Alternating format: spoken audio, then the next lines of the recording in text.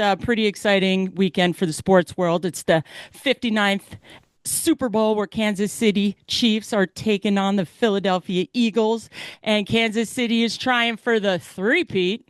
First off, give us your perspective on the game. I don't like either one of these teams as a Patriots fan, but listen, the line is super tight, so it's going to be a really close game. Hi, and welcome to Bring It On Studios, where we are going to bring it on today. We've got so much to cover about the Super Bowl and gaming and bets, and we've had a big week. We've had a little Grammy action. We've got some sad news that we're not going to really reflect upon beyond sending love to all the victims and the families. Absolutely. And Jen, Dee, talk to me. Yeah, I mean, it's a crazy week. I feel like after you get through dry January, we successfully completed dry January, and we're now into full-on Super Bowl week. So everybody's ready to get rolling on food and drink and eating. And I'm not sure I'm really ready, but you know what? I might have to just take one for the team. Oh, we jumped right into it last weekend. I had all my friends that had dry January went off the wagon hard. Jaeger on the rocks. I thought, woo, coming in strong. So that's kind of like we're doing next weekend. We have the Super Bowl, so a lot of positive, fun things happening. And I'm excited. Today we have a special guest. And ladies, what are the top 5 grittiest headlines of the week, ladies? All right, so we're a little all over the place this week, but I feel like that's going to be 2025 anyway. Number 5, will the Mona Lisa keep smiling? Will the London Bridge keep from falling down? Museums in Europe are calling for higher entrance fees from non-EU residents and visitors to maintain their attractions. What do you guys think about that? I mean, we're already paying a lot of money to come visit from the good old USA to go EU, and now you're going to hike it. I think that it should be even, Steven, unless you have a membership to a museum like we do in New York City. If you're a member and you pay something up front, then you might be privy to getting a different rate, let's just call it. But I don't like that. That actually might make people not go take in these beautiful sights. Well, I think everybody's gouging everybody these days. You can't get a deal on anything. And it's just a way, hey, let's just raise the prices. I mean, maybe they need to fix some of the paintings and some of the artwork, and they need the funds for restorations. But why are they only tagging us for that then? Yeah, because they know everybody wants to put a tariff on everybody, on everything. So what are you going to do? Well, I'd like still to go to Europe, so I'll pay it. It's okay. Yeah. All right. Next up, do we have some rotten eggs here? Bird flu sends prices for our kitchen staple soaring and find inventories low. What's exactly happening here? Overpopulation of hens in a very small area, all just on top of each other, breathing and distributing cootie after cootie. You can't have one little zone be responsible for 98% of our eggs and not expect something like this to happen. And no, and to be gouged on an egg, and we'll think about the bird flu. You need that coming around. It's when are these infections going to stop? So we have to figure out ways to keep them all at bay because hens producing less eggs. Next, it's factory farming. That's the problem. Yeah. I see. Back to Darian's comment on tariffs. Then I see you and I raise you. There's now just the tariffs for China. We rolled back those for 30 days on the Canadian, Mexican, our friends to the north and south. But is it going to be tit for tat? And who's going to be really holding the losing hand for these tariffs? I think it'll be the consumer guys. They're going to jack prices if they are having to pay a higher tariff, for sure. So we are going to pay for it as a consumer. But there are things that kind of made me question things in a positive way, where you look at these borders, you look at Canada, you look at Mexico, and you look at China, and it is where a lot of our drug problems exist. We had this conversation the other day about how California can grow avocados and the United States can actually manufacture, hopefully, iPhones. So I do think that Trump is trying to have the U.S. become a producer of a lot of things. But like Jen said, it's not going to happen overnight. It doesn't happen overnight like a tariff. And I think part of the problem is that the tariffing doesn't really hit the drug trafficking anyway. Unless they're like drug traffickers are drug traffickers. I think what we are want. they smuggling it in goods? That's what I'm saying, that we're importing. What are they taxing? I think they're two totally different things. China struck back though, and we're screwed because if you look at the bottom of everything you buy, it's made in China. Everything's made in China. They own us. It should be interesting to see what happens. And I think these economic policies are interesting because there's a huge lag, except for when you can just tariff at 12. In the late 1800s and the early 1900s, when we were tariffing other countries, it was the most successful we were as a nation. So there is a model that showed once upon a time. Now we're talking eons ago. When we rode horses and when we used candles and we used Morse code. He's trying to lower the taxes for us, and he's trying to. So there is a reason behind his madness on some level, because if he can eliminate taxing us as much, but then again, we're going to be paying higher prices. I think I'm going to pass on this one. It's political warfare. Number 2, reunited, and it feels so good. The Jonas Brothers and moms of the Lost Stuffy Project work to give kids back their lost and destroyed blankets and stuffies. And I'm feeling so snuggly about this story, you guys. I saw it at the Grammys, and it's getting a lot of play on Instagram. You forget about the kids sometimes. No, I not all the times. We do forget about the kids that get lost in these stories with the LA fires. Oh, if my kid lost her stuffy or her blankie, it would have been just, chaos. I mean, trying to replace Chase's blanket when she lost it and trying to get her a new stuffy that had lost its fluff, that's devastating. So if a kid lost their home and all of their possessions and they were stressed about their pets and now they've got no stuffy that comforts them when they go to sleep at night, that's a big problem.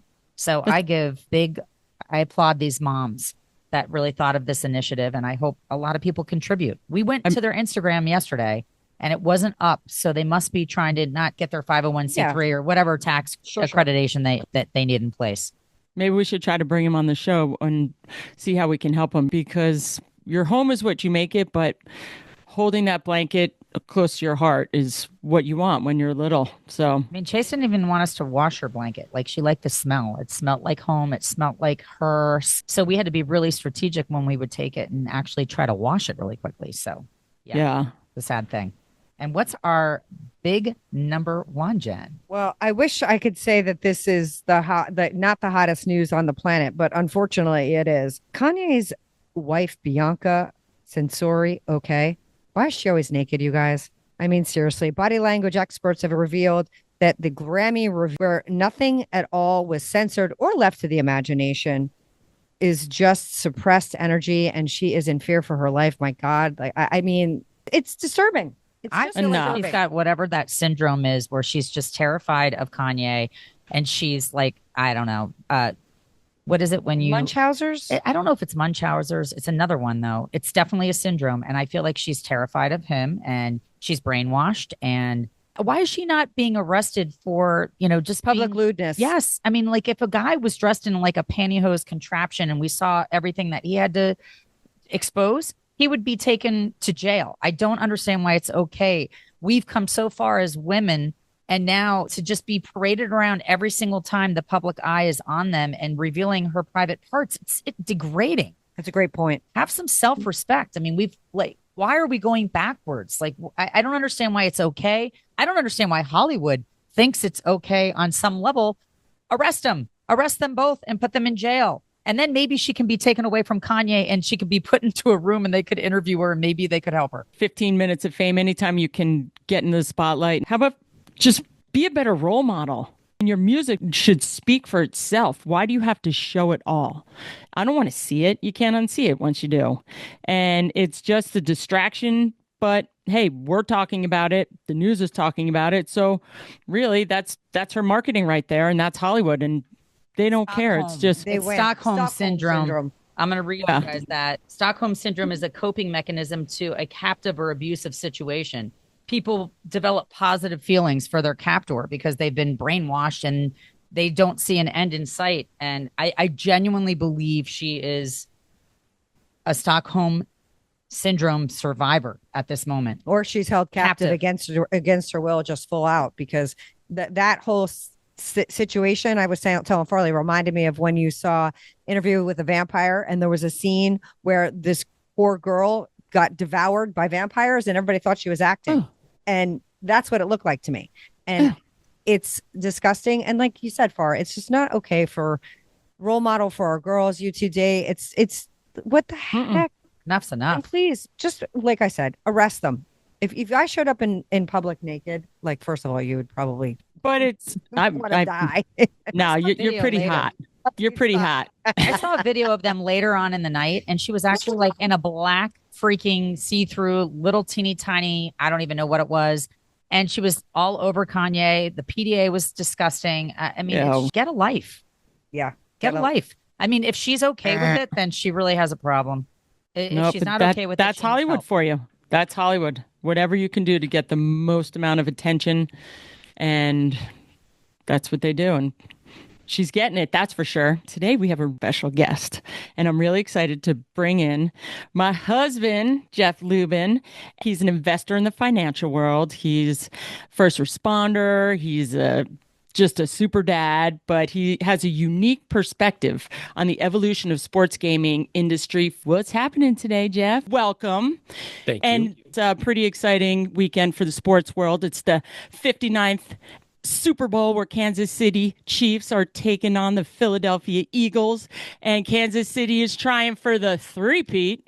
First off, give us your perspective on the game. I don't like either one of these teams as a Patriots fan, but listen, the line is super tight, so it's going to be a really close game. The Eagles haven't had a turnover in the postseason. Do you think that's going to give them any kind of benefit? Whoa, that's a really good question. I did not.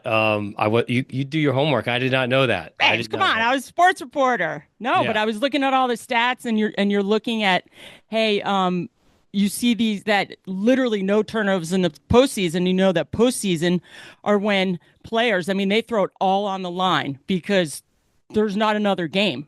If the game is rougher, it's harder, the hits are bigger, people want to get a ring. Well, Kansas City is so comfortable in the fourth quarter, so even if they have turnovers first, second, third quarter, I mean, nothing's happening. Kansas City's going to throw down. And right now, they're actually predicted to win. I know that the Sharps were all over Kansas City early. And so that, the magnitude of their experience, brain power, and money will move that line. I'm always looking at what Sharps are doing just to get a sentiment, but the fact of the matter is the Sharps move the line before you know it. So once you see what the Sharps are doing, the line's already moved. Golf clubs, office pools, the amount of still private, quote unquote, private but illegal money is huge. And boxes are so fun. It's such a random thing. But, you throw in, $100 or $200 or $500 a box. Some boxes are $1,000 a box. I mean, you can win 25 grand, on a quarter score change, and you're thrilled, right? I mean, how exciting is that? So those bets are still alive and well. Matter of fact, I think they're more popular now that everybody's aware of sports gaming. But they're illegal. But they're illegal. They're illegal. Yeah. Illegal. Yeah, they're technically illegal. And yet, they'll talk about the private amount of money that's bet on the Super Bowl is kind of double or triple what you see publicly through disclosures in the states that allow it and obviously Nevada, which has been doing this forever. If you take in offshore accounts, which aren't the boxes, but can include, box specials, parlays, prop bets. No, I think I don't know the statistics, you girls might, but I would say that the private, quote unquote, illegal gambling still is probably bigger than public betting. Well, think about the apps that kids are using on their phones. I mean, I can go California sober and I can type in, or a porn website, are you above the age of 18? Okay, I'm going to click yes, I am, even if I'm not. So how are these rules enforced online, with all these apps with kids that are 16 and 17 years old placing bets? Do you have to scan your ID before you can place a bet? I mean, how do you enforce that? Yeah, I don't know the answer to that. I mean, I didn't pay close attention to that, but I know that they use face recognition now for a lot of them. They use state GPS location. But, I don't think they're scanning in your passport But at the end of every year now, they're sweeping like tax. I mean, that's what it's all about, right? Tax. Yeah.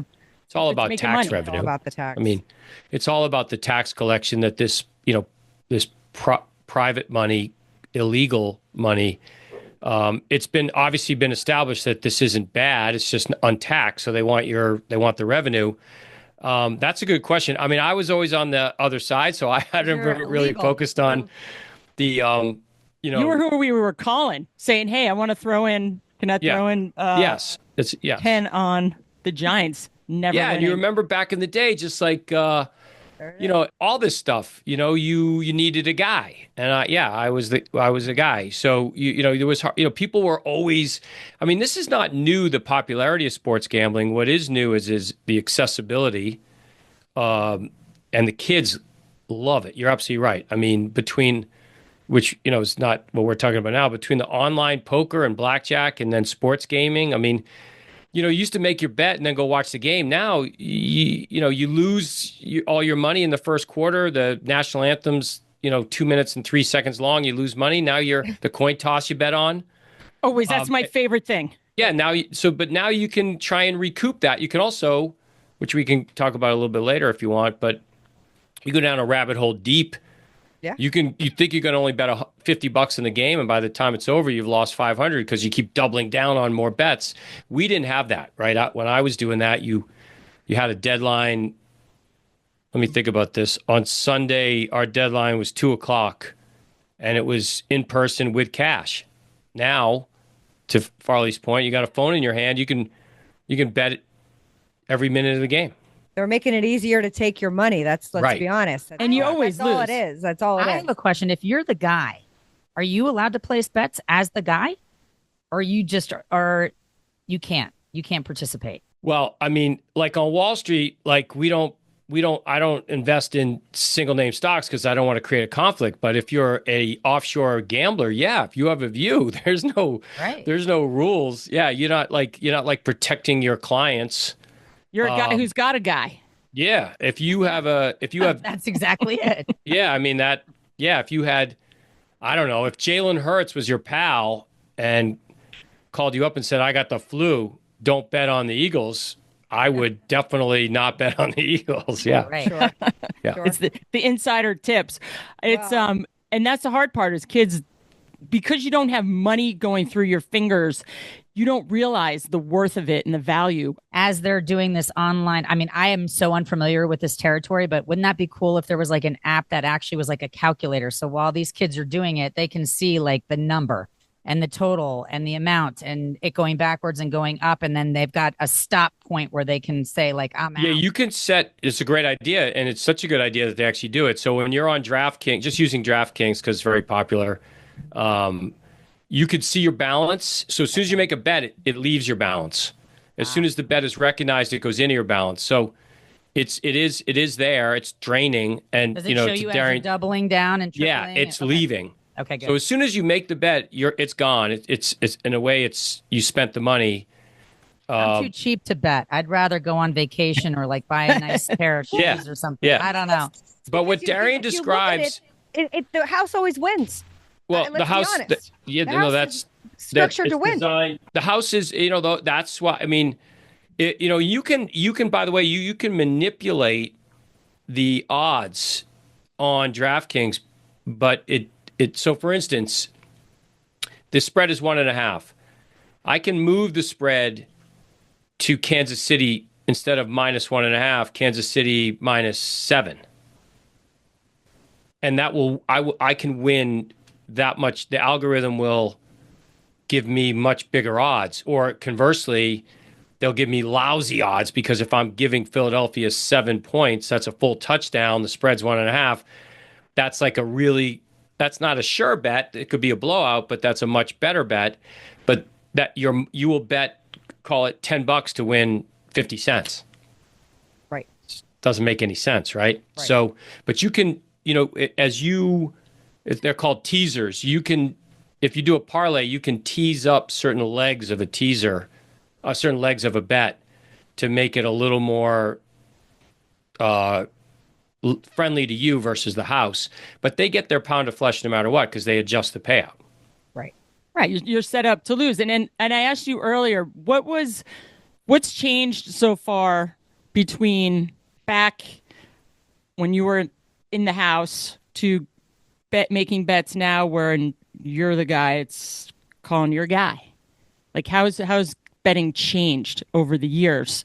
I mean, visually we know, but is there another side that we don't see, the layman? To have a guy, like somebody that they really know, right? They can just dial it up on their devices and whatnot. Like, yeah, has that person disappeared? Has the person who's taking the bet, who's calling, or is that another underground thing? Is I think what Darian's asking. So yeah, two things. One, the biggest change I'd say is definitely the technology, right? It's morphed into a very sophisticated business like Wall Street, like trading options, like trading converts with an embedded option or stocks.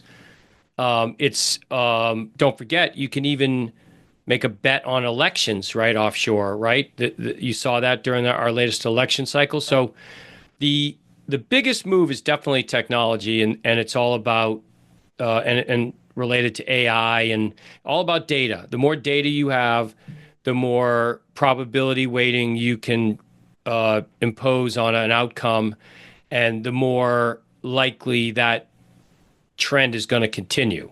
So that's the biggest move is, frankly, to put it bluntly, just math, right? Just a ton of data. Now, we know how we watch a game, we could tell what Saquon Barkley's top speed is as he's running down the field, right? I mean, you can track his speed. You know exactly where the first down marker is. Not that we've done that yet. It's still that yellow line on your TV screen, and we saw that 2 weekends ago. There was that controversy about the spot, but they could put a chip in the football and know exactly. Yep. They haven't done that yet. Oh my God, imagine that. Crazy. Yeah. Oh, it's coming. Yeah, it's definitely coming. And we talked about this, you and me, Darian, but I mean, Major League Baseball is experimenting with robots calling balls and strikes. So the biggest move for sure is technology. And what I mean by that is you got an app in your hand, you got a computer in your hand, that's your phone. And the magnitude of in-game options that you can then wheel into a parlay. Saquon scores the first touchdown. Jalen Hurts throws the first touchdown. Travis Kelce, breaks the rules and dunks the football over the goalpost. Could be they have the coin toss. They have the national anthem. I mean, the amount of prop bets, I haven't looked. I don't usually mess around with those. That's a real move. Yeah. I mean, but that's the biggest thing is how long it takes for Taylor Swift to be on the screen. Right. God, how many Her times? first shot. Torture. How many times she'll be featured? Oh. Exactly. I mean, it's nuts. Oh, just I like think that's why people like to bet, though, because it doesn't require. No offense, Jeff. I know that it's all luck, and anybody can be a winner, and you can bet on literally anything, and it doesn't matter. And I think that's why the sports betting has gone to next level, is because everybody is interested in sports because it's fun, and then take the biggest party on the planet and add a little bit of gaming into it. Now I've got a vested interest to watch, especially when the game is something that, like we've said, like nobody's that excited about. No. 100%. In our universe. in our wheelhouse. Right, but for Joe Public, it's all luck, right? And for professional gamblers, it's all skill, or they wouldn't be. That's the great meritocracy, right? If you don't make money, you're done. But don't forget, the biggest thing is the house. They're the original bankers. They make money if they do it right. If they balance the book, win or lose, they get the vig, which is 5, 7, 10, 15% in the old days, clipped. Whether they know what's going to happen or not, they're taking a percentage of the total book bet on both sides, and that's a good business. That's what banks do. Now, do you think that any of these games are rigged? 73% of Americans think that the games are rigged. We did a post earlier in the week about that. 78? 73. That's 73. Crazy. Well, anything more than, I don't know, 10% would have shocked me. That's amazing. I don't. I think we're talking about the NFL here, but all the major sports, well, even the minor sports, I think the leagues, I don't think are systematically rigged. Clearly, and it's a lead story. Clearly there are problems, right? I mean, there's two lead stories today on ESPN. One is about a major league umpire who's been fired for a shared gaming account with a professional gambler. Something doesn't smell right there. Wow. There's a second story on ESPN and other stories, Fox Sports, about an ongoing NBA investigation that they think has leaked to college basketball. I think that's an interesting anecdote. Like, schools that you've never even heard of, professional gamblers will jump all over now because there's an actual market to bet. So this college scandal that's leaked or seeped down from the NBA scandal are on some really obscure leagues and Division I obscure teams. So do I think where there's a lot of money to be made, I think there's always bad actors. And yes, I think there's cheating going on. Everything from back in the day in baseball, and there's been point shaving in Providence, Rhode Island back in the day when I was home.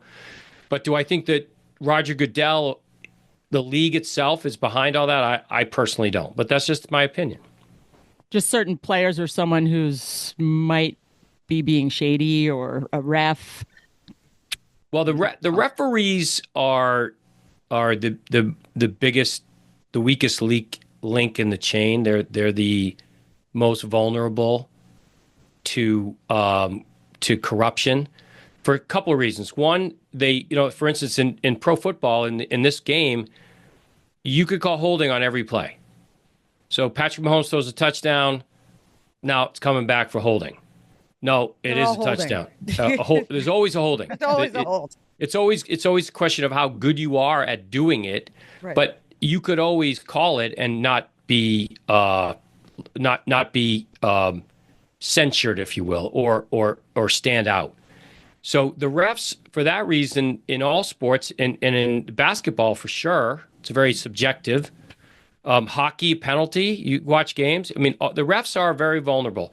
How are the refs? Because they affect the outcome of the game much more so than the players, because the players, can get substituted or they could get counteracted by another player, stopping them doing what they're doing.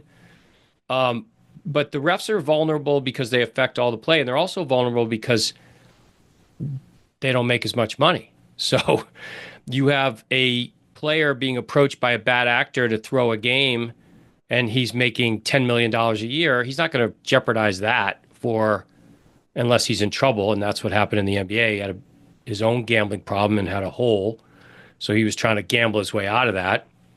But the refs are much more average Joes like us, and they're vulnerable. So they are under high scrutiny. This major league, umpire who was fired, it's calls into account the integrity of the game, and that's a big problem. And so I think the refs are always going to be under the heaviest spotlight. Do you have a best house story out there? A game that just comes to mind that you think, oh my gosh, that was the most memorable game ever. My most memorable football game, Superbowl game, was when you came to Michaela's house. You were a Patriot fan and we're a Giant fan, and here you go, it's Giants Patriots, and you come in. You have to have skin like a rhino, first of all, to come to our house. And here you are, you come in, Patriots fan. Well, we bet on everything. The coin toss. We bet on first down. We bet on everything. So by halftime, you had, because we had all the littles, you had no. They were eyeshadow. Were ahead. What was that? No, the Patriots were ahead at halftime, but then it went downhill from there. Yeah, and then what happened from there? With that story? Yeah. So the two in the Super Bowl era, yes, I have my two memorable losses were definitely to the Giants, no question about that.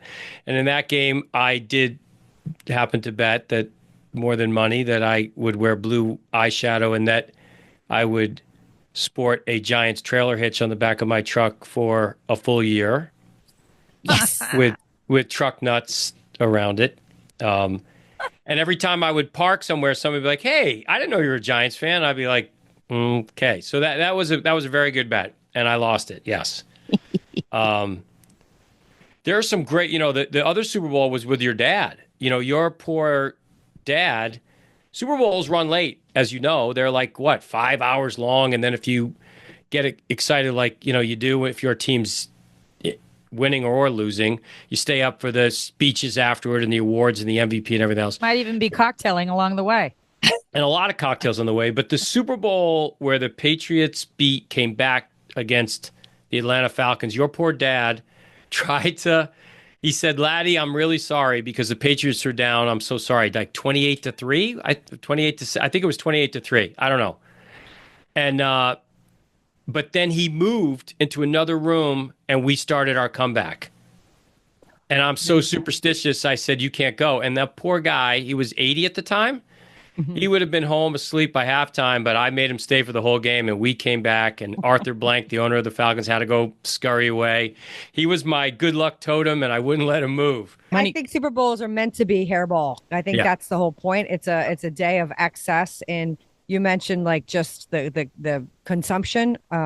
Just to give us some stats for like to change up from the sports betting. I mean, let's talk about the amount of food that gets consumed over the Super Bowl. It's unbelievable. And I was watching a program last night and they were talking about the avocado industry alone has been like completely solidified because of the Super Bowl. The power and the just the market value of the Super Bowl itself is actually incredible and staggering when you look at it. And then when I look at it, Jeff, and I would love for you to weigh in on this, like we talk about it as if like these are our people and our friends and we're so aligned to these teams, but there's so few people that actually own these Super Bowl teams. It's like an individual or a family for the most part. It's not a like spread across, party lines or even social lines. It's not a group of people. It's a very small number of people that own this whole franchise. And how much money is made? Yeah. So, well, first of all, the food issue is huge. It's one of my favorite things. Watching the commercials is a huge. I live for that. Right? Halftime show. I like that too. For a commercial this year, $8 million. Yeah, there you go. And so the pressure that they have they're going to spend that, so they got to get their message across. But I mean, that's really a big talk. The food, I think element which is a really should be put to a national vote is I think Super Bowl Monday should be a national holiday because we're all destroyed. Agreed. Between the length of the game, the food, the money gambled, bet. I think packing up at halftime and having to go from wherever I'm watching it home because I had kids that I needed to like get East to Coast, bed because they had school. It starts way too late on the East Coast. So I have a bunch of friends who just look at a calendar and take every Super Bowl Monday off. That's it. They don't. Why fight it, right? So but I think it should be a national holiday. We should steal one of the other silly ones and Super Bowl Monday should be a national holiday. Well, in Melbourne. They have that. They have the day after the Melbourne Cup. That Monday, everybody has off in Australia. Yeah, see, I think that's brilliant. Not that we need more national holidays and less working, but I think at the end of the day, we could steal one from somewhere. But it's a national holiday, whether we like it or not. Certainly, another solution many people have had because you have 2 weeks off between the divisional round. So you get 2 weeks off between the divisional round and the Super Bowl.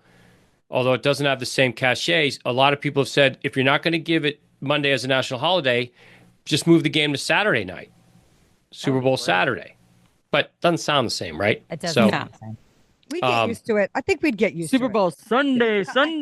Yeah, I know. Any Given Sunday is such a good, what a great movie too. But as far as the billionaires that own these teams, I mean, they some super smart guys have bought teams for what looked like crazy amount of money, and now they've double, triple, 10x'd their money.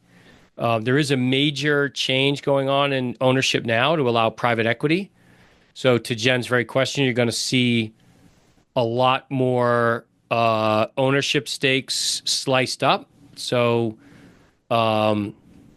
various teams will not be owned by Bob Kraft. In the case of the Patriots, he might control the team, but he might have a lot of other equity stakeholders in it with him, like a big business does. I don't know where that's developing. So many of these teams are literally not national assets, but they're community assets. I mean, if you talk to somebody in Pittsburgh about the Steelers, that they bleed, black and gold, right? If you listen to the decibels, the decibel level in Kansas City or Seattle or the fans in Philly throwing snowballs. I mean, these are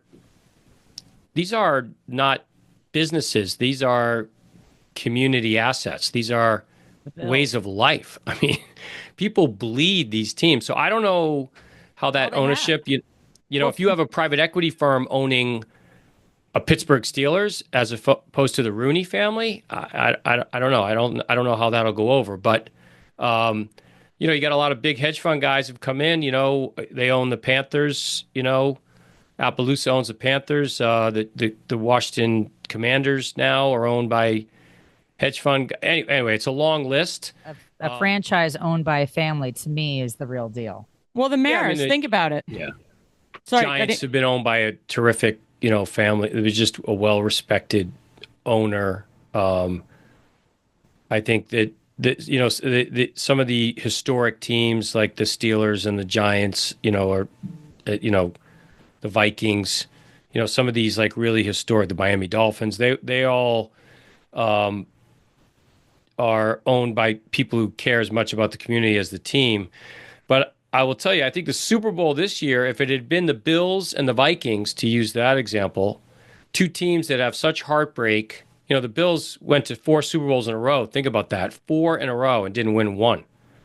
And lost several of them under heartbreaking fashion, missed field goals that were chip shots.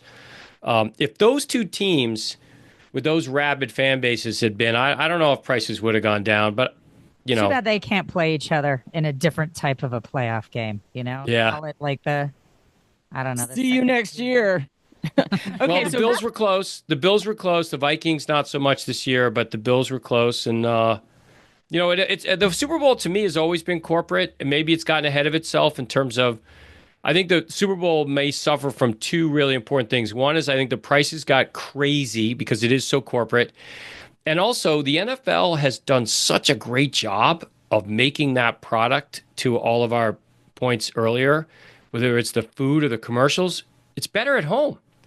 On a giant screen TV. Right. Well, I don't know. You don't get to see the commercials New at Orleans the game. as the backdrop could be pretty spectacular if you were highly motivated to. Yeah, no. I agree, but I mean, it's when you add up the cost, the logistics. If you're not in that corporate box, eating lobster tails and drinking, martinis, maybe your, bar in your backyard with an outdoor TV and 20 of your great friends is pretty better. Fantastic. I don't know. They do a really good job of the production to make it super fun at home.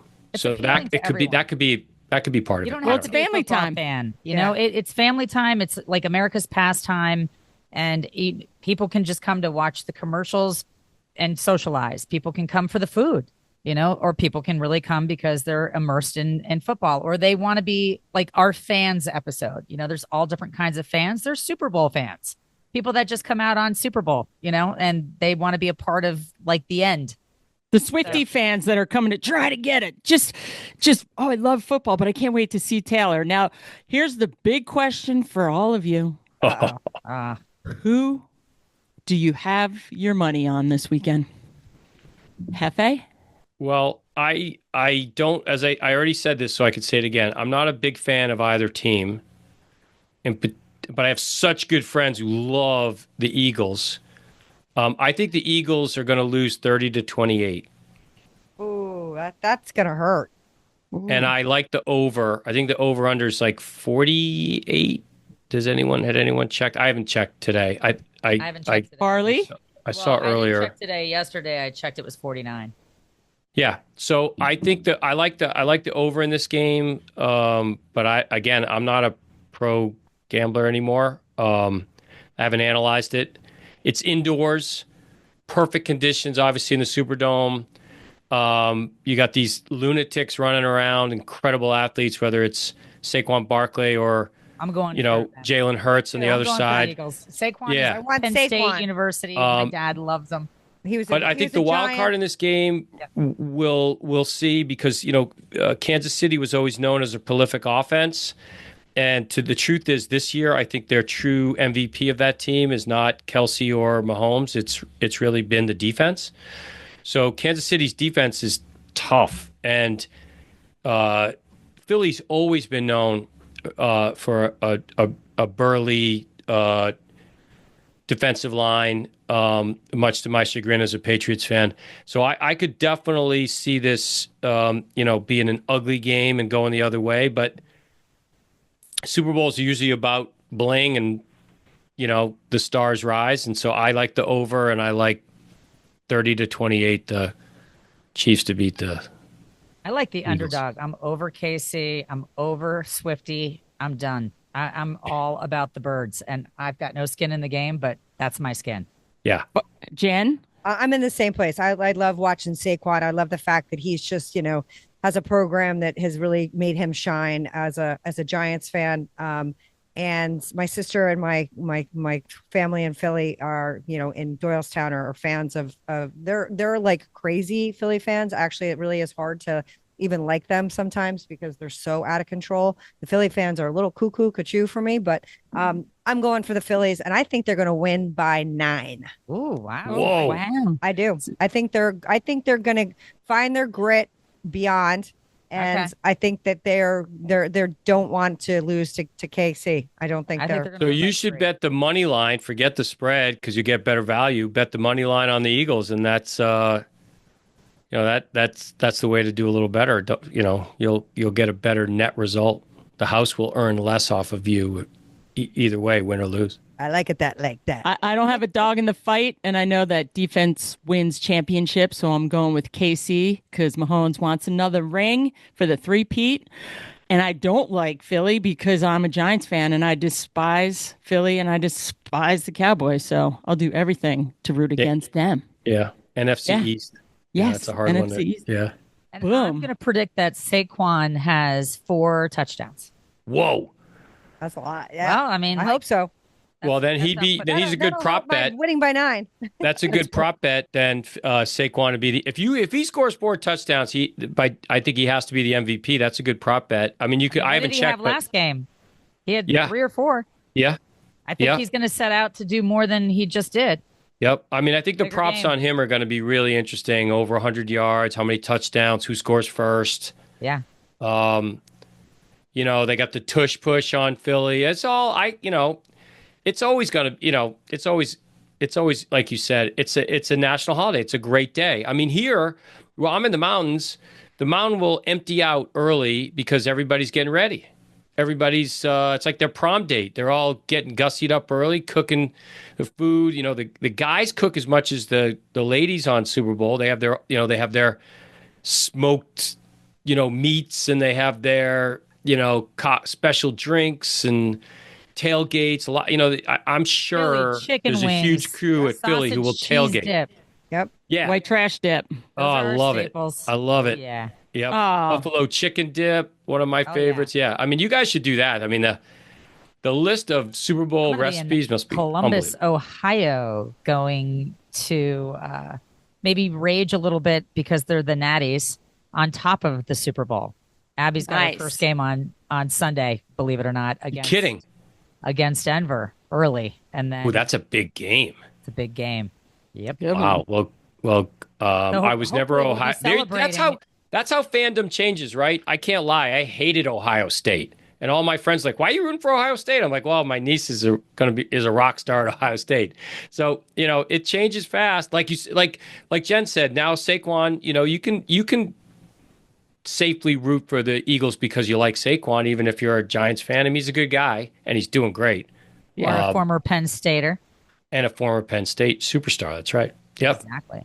Well, thank you so much, Jeff, for being on the show with us today and giving us your insight into everything out there having to do with football and this weekend and the Super Bowl and some betting tips. Yeah, thank Love you. having you on it. Thanks for having me. If all your viewership likes this, you actually should get a sharp on. I mean, the sharps aren't in the dark anymore like in my day. They're not, I think we have our own shark in the hiding in the back of the bar. Here. There are a lot of sharps who are, they're the rock stars of the gambling world. They're living in a tower in Vegas, and they're having they have a staff, and they have analysts, and they have supercomputers, and they're checking like every guy's dream job in the world. Weather, and I told you there's people checking people's health. Crazy. Yeah. And they didn't have that years ago when you just had when I was your guy that you picked it up. No, our true edge was, lack of alternate information. So if we set the line at 7, they couldn't go shop it. Right. They had to take 7. The line should have been 4, but we were gouging them because they had no choice. Well, that would get kicked. And then, you didn't have an app where, you took it out of your bank account. We went and got the money in person. Right. It creates market transparency, even in a shady, betting world. Like you can see exactly who's betting what, where they're betting it, yep. And, where the numbers lie. And the numbers don't lie. And neither do Girls Gone Gritty. No, either. Yep. No, you guys have a terrific podcast, great show. And I love your predictions. Now you're on the record, and let's, a couple days, let's play the game and see how it turns out. Maybe we should put a little in-house loot down on this. I don't know. Maybe we should do a family box. Let's do a family box. Yeah. Yeah. All right. We're gonna have our sharp draw that up. I can do the matrix and put your names in them. We'll draw them and we'll go from there. Awesome. Yeah, that's so gambling has gone mainstream, right? I mean, right. You watch a game with a college kid and they're screaming, for, somebody they never heard of to score the first touchdown. It's like a giant carnival during a game for them. Sure. It's just so interesting. Like it shows how entrepreneurial you were and how math minded. It's no different than, it's actually way more respectable, I think, than, women that put themselves through school stripping. And think about it. Like a lot of people do some shady shit to go through school because they want a degree. Absolutely no. I mean, if you look at the algorithms that run all these gambling apps that all of our friends, our colleagues, our kids use, it's the exact same probability weighted algorithm that Wall Street uses. It's trading. Yeah. It's trading. And you know what we wanted to ask you? The insurance companies. We wanted to ask you too, if you think like, do you think the NFL, the MLB, like all of it, do you think that there's like a rigged aspect of it, like Kansas City? Like, do you think that there's games being thrown and? Well, yeah. So no, I mean, listen, it's been proven that this goes on. I don't think league wide. There's a general view out there that maybe because of how popular Patrick Mahomes is and Travis Kelce with Taylor Swift, that the Chiefs are promoted by the league. I don't believe that at all. No, I don't think the leagues fix things, but it's been proven that players do. Right. There's an ongoing investigation as we speak with an NBA player, literally right now under FBI investigation. The basketball games were thrown back in the day. Baseball, famously, games were thrown. Thanks, Jeff. All right, girls, who is our Got Grit winner of the week? Well, can't wait. Got Grit winner of the week, an amazing species of bird, and it coincides with what's happening this weekend, but not intentionally. It actually came up on my feed, and I thought, with the new president, with our new, 2025 being really symbolic of a lot of new beginnings. And it actually happens to coincide, like I said, with the Eagles. It's the American bald eagle, because it's an amazing thing. The American bald eagle has never been a national bird. I don't know if a lot of people knew that. They just officially became the national bird of the United States. And almost simultaneously, they've been taken off the endangered species list here in New Jersey. Not officially. Not officially. So we are psyched that the bald eagle has stayed with it, has fought past DDT, hunters, a lack of an ecosystem in a lot of places, and may potentially take the Eagles to the Super Bowl. I hope so, because I bet on them. And is our Got Grit winner of the week, the American Bald Eagle. I love a bald eagle. They are power and beautiful. Power and just, they represent everything amazing. And speaking of amazing, what's our song of the week? Whoop, whoop, whoop. The song of the week is going to correlate with the Super Bowl vibe. There's going to be a winner and there's going to be a loser. And I think every time I'm super pumped about a win, I play this for my kids after very significant wins, not just after every win. I'm going to read the lyrics that come to mind immediately. I've paid my dues time after time. I've done my sentence, but committed no crime. And bad mistakes, I made a few. I've had my share of sand kicked in my face, but I've come through. And we mean to go on and on and on.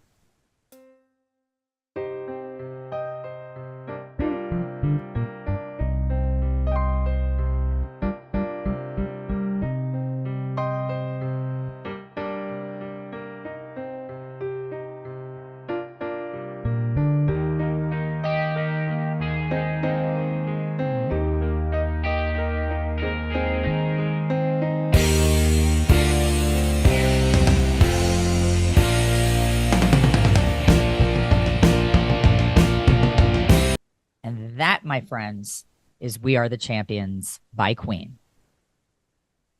Love that song. Love that song. Love Freddie Mercury. He was an amazing poet and lyricist, and he definitely left us too early. He did. Oh, yes. And you know what? Girls Gone Gritty, we're champions. That's what I like. It's like Chariots of Fire. There's certain songs that just totally evoke a flame in you. And that, I mean, the We Are the Champions. I want to hear it like at a very loud decibel this Friday when Chase Boyle plays BC. Oh, yes. And that's all you have to say is boom, and mic drop. Abby Boyle playing Denver on Sunday. We got a lot of games this weekend. And the Super Bowl after all of this. Everything's good up in Vermont for Darian and her family. And we'll be coming back. I'll be coming back from Vermont this weekend. I'm actually heading to Bromley. So peace out on that. I'm getting in the car.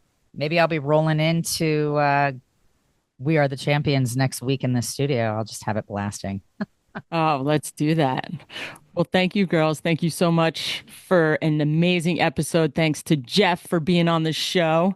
Looking forward to seeing you girls next week. And thank you, everyone, for listening to Girls Gone Gritty. Have a great week and go Kansas City. Go Eagles, fly, baby, fly. How about go visit Instagram and our website and get yourself a Got Grit piece of swag, because then you will look like whatever you're doing, you got grit. Peace out. Peace out.